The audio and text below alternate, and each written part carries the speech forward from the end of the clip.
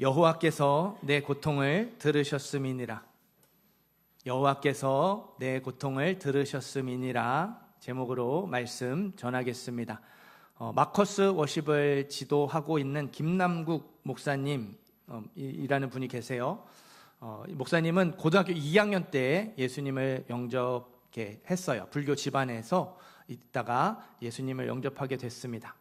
예수님을 영접하고 얼마 되지 않아서 집이 망했어요. 부도가 난 것 같아요. 예수님을 믿어서 구원을 받고 소망을 품게 되었는데 상황이 더 어려워졌습니다. 고난이 여기서 끝나지 않았어요. 고3 끝날 무렵에 부모님이 사라지셨어요. 한겨울에 사형제만 덩그러니 남겨졌습니다. 그러니까 먹고 사는 것조차 힘들어진 것이죠. 무너져가는 초가집 바닥에다가 두꺼운 스티로폼을 깔고 그 위에서 잠을 잤습니다. 아무 반찬 없이 수제비만 먹었는데요. 그것도 딱 하루에 한 끼만 먹을 수 있었대요. 주일 예배 때마다 주시는 은혜가 있었고요. 체험도 있었어요. 하지만 너무 괴로웠죠. 진짜 하나님이 살아계신 게 맞을까? 정말로 하나님이 나의 상황을 알고 계시는 걸까? 혹시 하나님이 나의 상황을 모르시는 건 아닐까? 이런 의심이 들었습니다. 하나님이 계시지 않다고 하기에는 받은 은혜가 너무 확실했어요. 은혜가 너무 컸습니다. 그러나 하나님이 계시다고 하기에는 자기 상황이 너무 참혹한 거예요. 처참한 것이죠. 목사님이 이 상황 가운데 이렇게 기도했대요. 저는 하나님의 뜻을 모릅니다. 앞으로 저를 어떻게 인도하실지도 알 수 없습니다. 그래도 일단 말씀은 듣겠습니다. 이러지도 저러지도 못하는 가운데 계속해서 예배의 자리를 지켰대요. 혹독한 겨울이 지나고 봄이 되었습니다. 20살이 된 목사님이 하나님께 한 가지 서원을 해요. 하나님, 저는 교회를 취미생활, 종교생활로 다니지 못합니다. 저는 살아계신 하나님이 필요합니다. 앞으로 10년을 하나님께 바치겠습니다. 저의 20대를 드리겠습니다. 10년 동안 성경이 말하는 대로 살고 예배와 봉사, 교회 사역에 우선순위를 두겠습니다. 하나님의 일을 하고 남는 시간에 먹고 사는 문제, 아르바이트 하겠습니다. 10년 후에 30이 되었는데도 상황이 지금과 똑같다면, 저의 믿음이 지금처럼 긴가민가 하며 흔들린다면 하나님은 안 계신 겁니다. 그때는 미련 없이 교회를 떠나겠습니다. 저는 사람들의 어설픈 위로 따위는 필요 없습니다. 저에게 살아계신 하나님을 보여주십시오. 10년을 하나님을 위해서 살고 또 교회 그 일에 충성할 테니까 하나님의 살아계심을 보여달라고 그렇게 소원을 한 겁니다. 10년을 드리겠다고 한 소원만 아니면요, 정말 다 때려치우고 싶었대요. 10년 동안 안 해본 아르바이트가 없었고요. 어떤 날은 하루에 3개의 아르바이트를 해야 할 때도 있었습니다. 차비가 없어서 2시간을 걸어서 교회 왔다 갔다 해야 했고 물로 배를 채워야 했어요. 월세를 낼 돈조차 없어서 쫓겨나는 일도 여러 번 있었습니다. 29살이 될 때까지 상황이 변하지 않았어요. 계속해서 배고프고 힘들었습니다. 괴로웠어요. 하나님께 소원했던 10년째 되는 해, 봄이 되었죠. 목사님이 30살의 나이로 신학교에 입학을 합니다. 10년 전 봄에 나의 10년을 20대를 하나님께 드리겠다고 서원을 했는데요. 10년 후 봄에 목회자의 길이 열린 거예요. 하나님이 나를 목사로 만들기 위해서 지난 10년 동안, 또 아니 그 이전부터 이렇게 훈련을 시키셨구나. 목사님이 하나님의 살아계심과 하나님의 인도하심을 분명하게 깨닫게 되었습니다. 목사님은 10년을 기다리고 또 10년을 하나님께 드려서 약속이 이루어지고 길이 열리는 걸 경험했죠. 오늘 말씀에 나오는 아브라함과 사라는요, 10년을 기다렸는데도, 10년을 하나님께 드렸는데도 하나님의 약속이 이루어지지 않았습니다. 내가 너로 큰 민족을 이루어 주겠다고 약속을 하셨는데 여전히 자녀가 없죠. 내가 이 땅을 너와 내 자손에게 주겠다고 약속하셨는데 여전히 땅이 없습니다. 10년 전과 똑같이 나그네로 살고 있어요. 가나안 땅에 도착한 지 10년째 되는 해 어느 날 하나님이 아브라함과 언약을 맺으세요.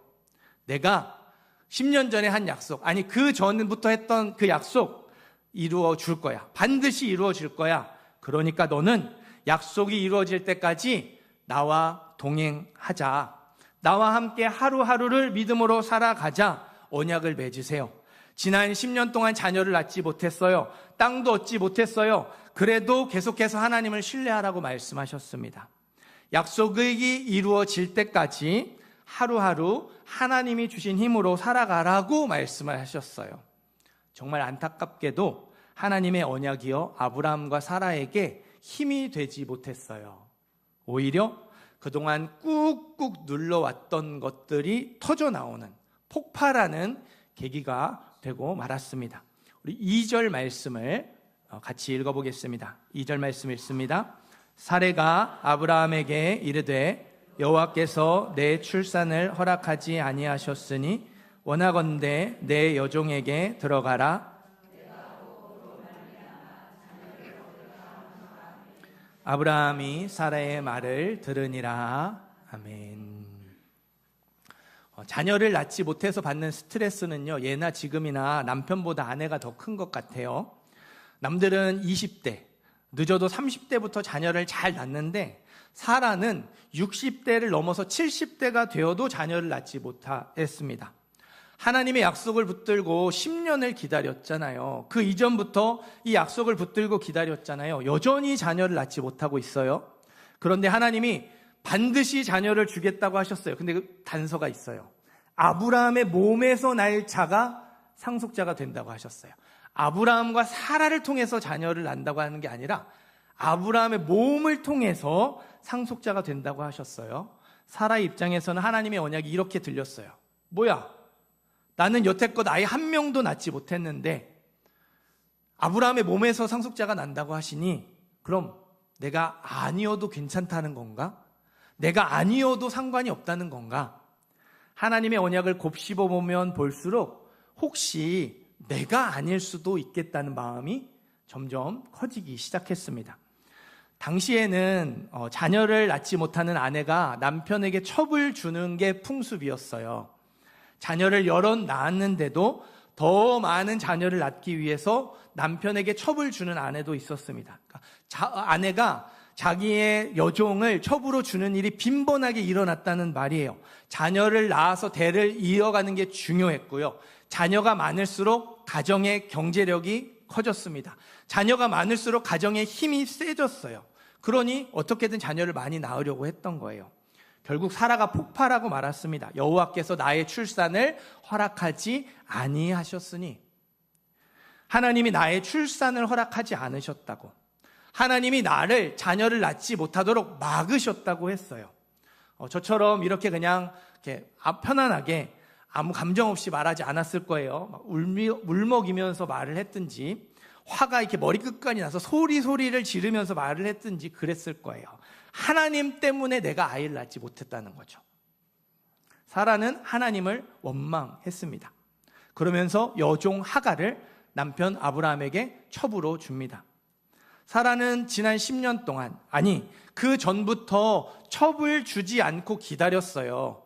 20대, 30대, 40대, 50대 계속해서 하나님의 약속을 붙들고 기다렸어요. 당시의 풍습이 그럴지라도, 그게 아주 빈번하게 일어나는 일이더라도 첩을 주지 않고 믿음으로 반응하며 하나님이 행하실 일을 기다렸습니다. 하나님의 행하실 일을 기대했어요. 그런데 지금에 와서 하갈을 첩으로 준다는 건 무슨 뜻이죠? 나는 할 만큼 했다는 겁니다. 기다릴 만큼 기다렸다는 거죠. 하나님, 저 할 만큼 했습니다. 하나님, 저 기다릴 만큼 기다렸어요. 이제는 어쩔 수 없습니다. 어떻게든 자녀를 낳으면 된다는 거죠. 아브라함의 몸에서 날짜가 상속자가 된다고 하셨죠. 남편에게 첩을 주겠습니다. 사라가요, 세상 사람들처럼 똑같이 행동하기로 했어요. 하나님이 인도하시는 믿음의 길을 벗어나서 자기 마음대로 움직이기 시작했습니다. 사라의 문제는 이걸로 끝나지 않아요. 자기는 그렇게도 임신이 안 됐는데 여종 하갈은 바로 임신을 합니다. 아브라함에게 문제가 있었던 게 아니라 자기에게 문제가 있었다는 걸 드러내는 꼴이 됐어요. 더 화가 났어요. 불난 집에 부채질 한다는 속담이 있죠. 안 그래도 지금 화가 났는데 주인의 아들을 임신했다는 이유로 이 여종 하갈이 자기를 업신여기고 깔보기 시작했어요. 여주인에게 문제가 있었다고 동네방네 소문을 내고 다녔습니다. 결국 사라가 또다시 뚜껑이 열립니다. 폭발을 해요. 5절을 보십시오. 내가 받는 모욕은 당신이 받아야 옳도다. 당신과 나 사이에 여호와께서 판단하시기를 원하노라. 이 일의 책임을 남편에게 돌렸습니다. 여러분, 아브라함이 첩을 달라고 했나요? 아니죠. 아브라함은 가만히 있었는데 사라가 먼저 나서서 첩을 주겠다고 했어요. 믿음의 길을 벗어난 건 남편 아브라함이 아닙니다. 아내 사라예요. 그런데도 자기는 하나도 잘못이 없다며 억울하다고 해요. 이게 다 아브라함 당신 때문이라면서 아브라함을 탓하죠. 아브라함을 원망합니다. 하나님 때문에 자녀를 낳지 못했다. 하나님을 원망하고, 아브라함 때문에 내가 이런 모욕을 받게 되었다. 남편을 원망합니다. 그동안 꾹꾹 눌러왔던 실망과 낙심과 원망을 다 쏟아내면서 제멋대로 행동하고 있는 거예요. 모든 일을 자기 중심으로 바라보고 모든 상황을 자기 기준에서 판단하면서 여기저기 문제를 일으키고 있습니다. 아내가 이렇게 막 나가면 남편이 아내를 진정시켜야 돼요. 그런데 아브라함이요, 아무 생각이 없어요. 그냥 넋 나간 사람처럼 아내가 하자는 대로 끌려다닙니다. 아내가 이게 다 하나님 때문이라면서 첩을 준다니까 그냥 받아들여요. 하나님이 언약을 맺으셨잖아. 조금만 더 인내하며 기다려보자. 아니, 딱 1년만 조금 더 참아보자. 사라를 다독여주고 위로해 줄 법도 한데 그렇게 하지 않아요. 그냥 첩을 받아들입니다. 덜컥 임신이 됐어요. 아내가 조롱거리가 됐죠. 아내가 이게 다 당신 때문이라면서 쏘아붙이니까요, 네 여종이잖아, 네 맘대로 해. 그렇게 또 책임을 떠넘깁니다. 여종 하갈이 자기 아내를 업신여겨도 그냥 내버려 두고요, 독이 오를 대로 오른 사라가 여종 하갈을 모질게 학대할 때에도 그냥 내버려 둡니다. 아무것도 신경 쓰지 않고 아무것도 책임지지 않죠. 아브라함의 심각함이 여기서 끝나지 않습니다. 임신한 하갈이 학대를 피해 도망을 가요. 하갈이 도망갔다는 소식을 아브라함이 듣습니다. 아브라함이요, 아무것도 하지 않습니다. 하갈이 가데스와 베렛 사이에 있는 술길에서 여호와의 사자를 만나거든요. 하갈이 여호와의 사자를 만난 곳이요, 아브라함이 있던 곳, 하갈이 도망쳤던 곳 헤브론에서 100km 이상 떨어져 있는 곳이에요. 그러니까 건강한 남자가 쉬지 않고 걸어도 최소 사흘 걸리는 길이라는 말이에요. 임산부가 걸었으니까 훨씬 더 오래 걸렸겠죠. 아마 일주일 정도 걸렸을 것 같아요. 자기 자녀를 임신했습니다. 여종이라 할지라도, 또 자기 아내를 이렇게 욕되게 했을지라도 자기 자녀를 임신했어요. 찾으러 가야 하잖아요. 그렇게 혼자 가출했다가 광야에서 죽어버리면 어떡해요? 아브라함이요, 찾으러 안 갑니다. 일주일이 다 지나가는데도 그냥 계속 헤브론에 머물러 있어요. 무관심, 무책임, 무정함의 극치를 보여주죠. 아브라함이 왜 이러는 걸까요? 사라가 그동안 꾹꾹 눌러왔던 게 터져서 폭발을 했다면 남편 아브라함은요, 그 꾹꾹 눌러왔던 게 와르르 무너졌어요. 그 깊은 절망에 빠져버린 거죠. 10년을 하나님 약속 붙들고 버티고 견뎠습니다. 근데 하나님이 10년째 언약을 맺으셔. 계약서를 쓰자고 하셨어요. 아브라함의 입장에서 이런 생각이 드는 거예요. 하나님이 왜 이제 언약을 맺으셨지? 왜 이제 이거를 약속을 계약서로 쓰자고 하시지? 그럼 이제부터 시작이라는 말인가? 여러분, 이제부터 시작이라는 말은 뭐예요? 지난 시간은 헛수고라는 거죠. 의미 없던 시간이라는 거죠. 그러니까 요즘 말로 아브라함이 멘탈이 완전히 나가버렸어요.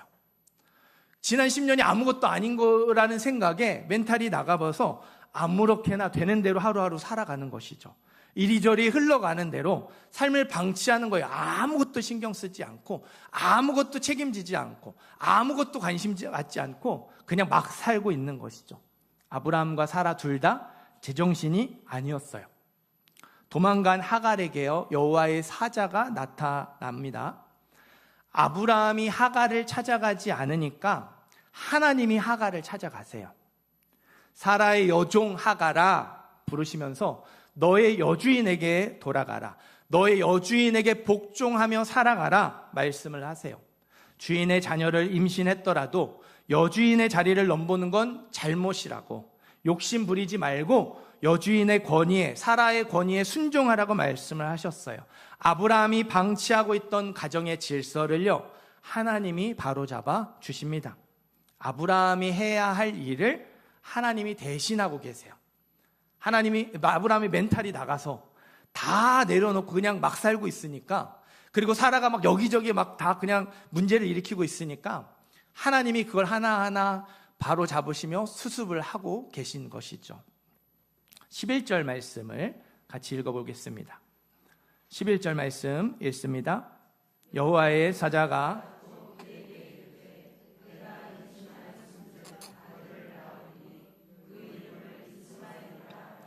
이는 여호와께서 내 고통을 들으셨음이니라. 아멘. 하나님이 하갈에게 그 임신해 있는 아들, 그 아들의 이름을 이스마엘이라고 지어주셨어요. 이스마엘은 하나님이 들으신다는 뜻입니다. 한번 따라해 보시겠어요? 하나님이 들으신다. 하나님이 하갈의 고통을 들으신다고 말씀해 주셨습니다. 13절, 14절 읽어보겠습니다. 13절과 14절 있습니다.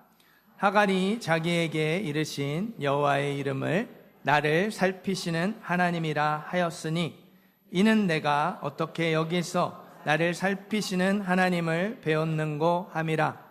이러므로 그 셈을 브엘라 헤로이라 불렀으며.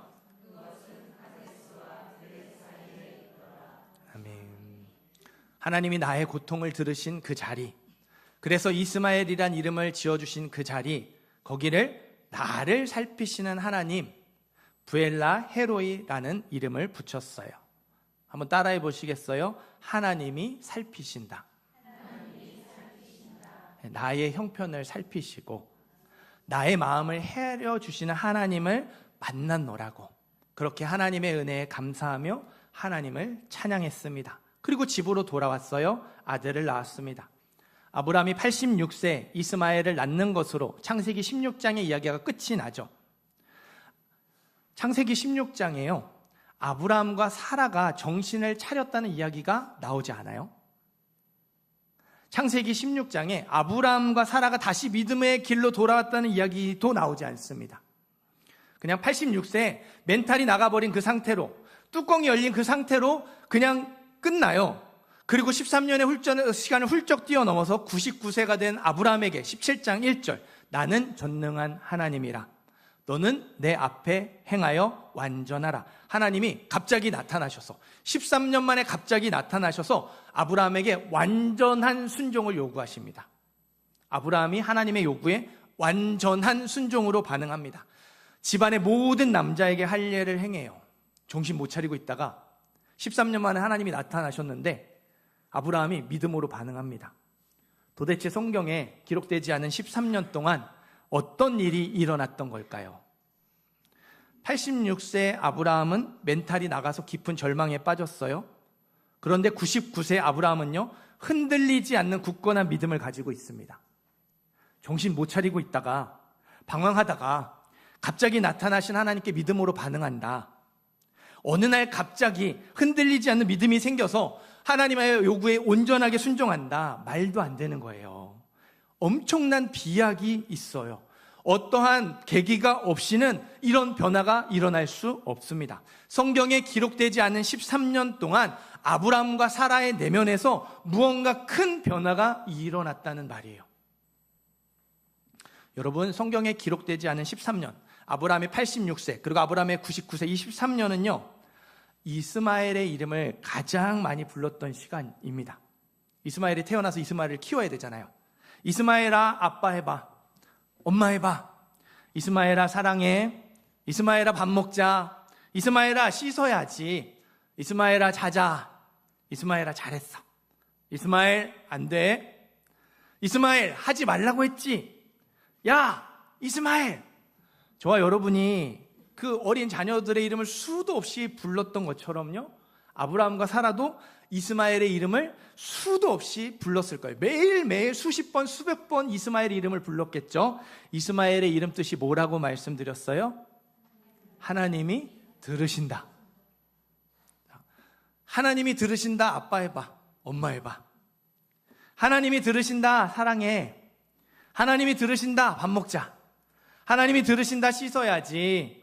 하나님이 들으신다. 자자. 하나님이 들으신다. 잘했어. 하나님이 들으신다. 안 돼. 마지막 경고야. 한 번 더 그러면 진짜 혼난다. 야, 하나님 들으신다. 하지 말라고 했잖아. 하나님이 들으신다라는 이름을 계속해서 자기 입으로 선포하고 또 선포하고 되뇌었어요. 처음엔요, 아브라함과 사라도 그렇게 생각했을 거예요. 이스마엘, 하나님이 들으신다. 맞아. 하나님이 하갈의 고통을 들으셨어. 그 하나님이 하갈의 형편을 살피셨고 하갈의 마음을 헤아려 주셨어. 맞아, 이스마엘. 그래, 하나님이 하갈의 이 소리를 들으셨지. 하갈의 형편을 살피셨지. 그런데요, 계속해서 이스마엘의 이름을 부르는 가운데 아브라함과 사라의 내면에 작은 울림이 생겨나기 시작합니다. 물음표가 생겨나요. 하나님이 들으신다? 혹시 나도? 혹시 나의 형편도 하나님이 살펴주실까? 혹시 나의 마음도 하나님이 헤아려 주실까? 혹시 나의 소리도 하나님이 들으실까? 계속해서 이스마엘의 이름을 부르는 가운데 그 물음표가요, 느낌표로 바뀝니다. 그렇구나, 하나님이 들으시는구나. 하갈의 소리만 들으시는 게 아니라 우리의 소리도 들으시는구나. 하갈의 형편만 살피시는 게 아니라 우리 형편도 살피시는구나. 하갈의 마음만 헤아려 주시는 게 아니라 우리의 마음도 헤아려 주시는구나. 이스마엘의 이름이요, 새롭게 다가왔어요. 하갈을 위한 이름이라고 생각했는데 그게 나를 위한 이름, 나를 위한 이름이라는 사실을 깨달았어요. 하나님이 이스마엘이라고 이름을 지어주신 이유가 하갈만을 위해서가 아니었거든요. 멘탈이 나가버린 아브라함을 위해서도 이스마엘이라고 지어주셨고, 뚜껑이 열린 사라를 위해서도 이스마엘이라고 이름을 지어주신 거예요. 그 이유, 이스마엘이라고 직접 이름을 지어주신 이유가 드디어 아브라함과 사라의 마음에 담겨졌어요. 아브라함과 사라의 마음에 이스마엘의 이름으로 인해서 큰 변화가 일어났습니다. 하나님이 침묵하셨다고 생각했는데, 헛수고라고 생각했는데, 아무 일도 일어나지 않는 것처럼 보였는데 그게 아니었구나. 하나님이 우리와 함께 하셨구나. 우리의 형편을 살피시고 계셨구나. 우리의 고통을 듣고 계셨구나. 가나안 땅에 도착해서 10년 동안 땅과 자녀에 대한 약속을 붙들고 힘겹게 버텨왔던 시간을 다 알고 계셨구나. 하나님의 함께 하심을, 하나님의 인도하심을 깨닫게 되었습니다. 하나님의 살아계심을 분명하게 경험하게 되었어요. 사랑하는 성도 여러분, 창세기 16장에서 하나님이 살피시는 형편이 뭐예요? 믿음으로 순종하고 어려움을 극복하며 약속을 붙드는 믿음의 모습이 아니에요. 연약한 우리가 보면서도 이러면 안 되는데 할 정도로 문제가 많은 하갈의 모습, 사라의 모습, 아브라함의 모습입니다. 그들의 잘못된 모습을 하나님이 살피시고 계시죠. 사랑하는 성도 여러분, 창세기 16장에서 하나님이 들으시는 소리가 무엇입니까? 지난 10년 동안 아무것도 얻지 못했지만 하나님이 약속을 반드시 이루어 주실 줄 믿습니다. 하나님을 신뢰하는 믿음의 목소리가 아니에요.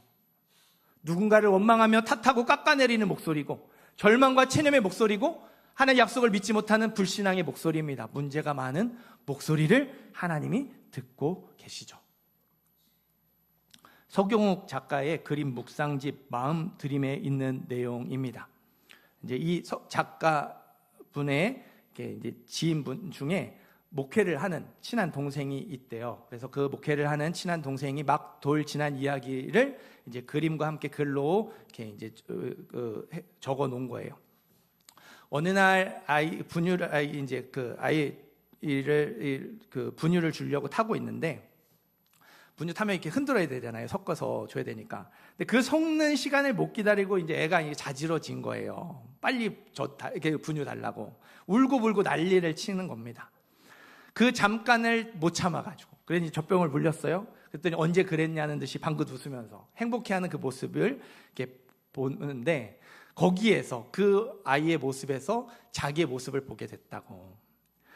더 좋은 걸 주시려는 기도의 응답을 하나님이 지체하고 계신데 그 잠시를 참지 못하고 울며 떼쓰는 자기의 모습을 보게 됐다고. 그 목사님이 이제 아이를 보면서 자기의 어리석음, 믿음 없는 모습, 연약한 모습을 보게 됐다고 이제 이야기를 나누는 거예요. 그러나 그 다음에 그 일은 제가 그대로 읽어드릴게요. 그러나 그 친구가 진짜로 하고 싶은 말은 그 뒤에 있었다. 자기 아들의 그런 모습이, 그 단순한 어리석음이 밉지 않다는 것이다. 실은 그 모습조차도 이뻐 보인다는 것이다. 내 자식이니까. 완전 반전이었다. 다시 읽어드릴게요. 그러나 그 친구가 진짜로 하고 싶은 말은 그 뒤에 있었다. 자기 아들의 그런 모습이, 그 단순한 어리석음이 밉지 않다는 것이다. 실은 그 모습조차도 이뻐 보인다는 것이다. 내 자식이니까. 완전 반전이었다. 하나님의 눈에는 기도의 응답을 믿지 못해서 의심해하고 불안해하는 그 모습조차도 이뻐 보이십니다. 하나님의 눈에는요, 기도 응답을 기다리지 못해서 울며 떼쓰는 그 모습조차 이뻐 보이십니다. 내 자녀이거든요. 하나뿐인 아들 예수님의 십자가로 구원한 내 자녀, 귀한, 천하보다 귀한 영혼, 귀한 생명이기 때문에 그 모습조차 이뻐 보이는 거예요. 하나님이 하갈의 고통만 듣지 않으셨어요. 하나님이 하갈의 형편만 살피지 않으셨어요. 하나님을 원망하고 남편을 원망하며 막 나갔던 사라도 하나님이 살피시고 들으셨습니다. 깊은 절망에 빠져서 멘탈이 나가버린 아브라함, 무관심하며 무책임하며 무정했던 아브라함도 하나님이 살피시고 들으셨어요. 하갈만 하나님의 자녀가 아니라 사라도, 아브라함도 하나님의 자녀였기 때문입니다. 저와 여러분의 아버지가 되시는 하나님이 우리의 고통을 들으세요. 저와 여러분의 아버지가 되시는 하나님이 우리의 형편을 살피시고 우리의 마음을 헤아려 주십니다. 저와 여러분 한 사람 한 사람이 하나님의 자녀이기 때문입니다. 하나님은 우리를 살피시고 들으시는 하나님입니다. 우리를 살피시고 들으시는 하나님을 깊이 만나면, 우리의 그 모습, 있는 모습 그대로 이쁘게 봐주시는, 사랑해 주시는 아버지 하나님을 깊이 만나게 되면요, 상황과 상관없이 하나님을 신뢰할 수 있게 돼요.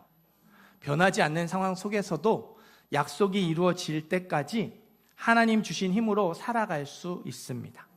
하루하루를 하나님과 동행할 수 있어요. 더 이상 못 참겠다며, 나는 할 만큼 했고 기다릴 만큼 기다렸다며 믿음의 길을 벗어나지 않았으면 좋겠습니다. 너무 힘들다며, 언제까지 기다려야 하냐며 절망의 늪에 빠지지 않았으면 좋겠어요. 어렵지만, 다 때려치우고 싶지만 하나님의 말씀을 붙들고 마음과 생각을 지키시기를 바랍니다. 하나님을 신뢰함으로 믿음의 발걸음을 또 한 걸음 내디드시기를 바라요. 로마서 5장에 이런 말씀이 있습니다. 우리가 환난 중에도 즐거워하나니 이는 환난은 인내를, 인내는 연단을, 연단은 소망을 이루는 줄 알미로다. 우리가 환난 중에도 즐거워하나니 이는 환난은 인내를, 인내는 연단을, 연단은 소망을 이루는 줄 알미로다. 믿음이 없는 사람의 환난은 실패와 절망으로 끝나요.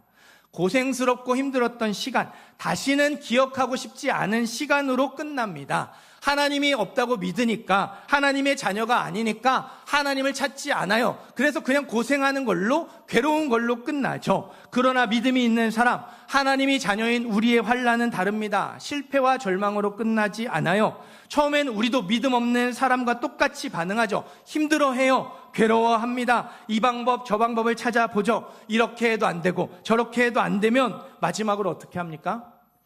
하나님을 찾잖아요. 하나님 앞에 엎드리잖아요. 그냥 참고 견디던 인내가 하나님의 도우심을 기다리는 인내로 달라집니다. 그냥 고생하고 괴로웠던 시간이 하나님의 손길 가운데 연단되어지는 시간으로 달라지죠. 우리의 믿음 안에 있던 불순물들이 하나둘 사라지기 시작합니다. 하나님도 의지하는 믿음이 아니라 하나님만 의지하는 믿음으로 변화가 되죠. 그렇게 인내와 연단의 시간을 통과하게 되면 소망을 이루게 돼요. 우리는 하나님의 자녀라서 결국에는 하나님을 찾게 되고요.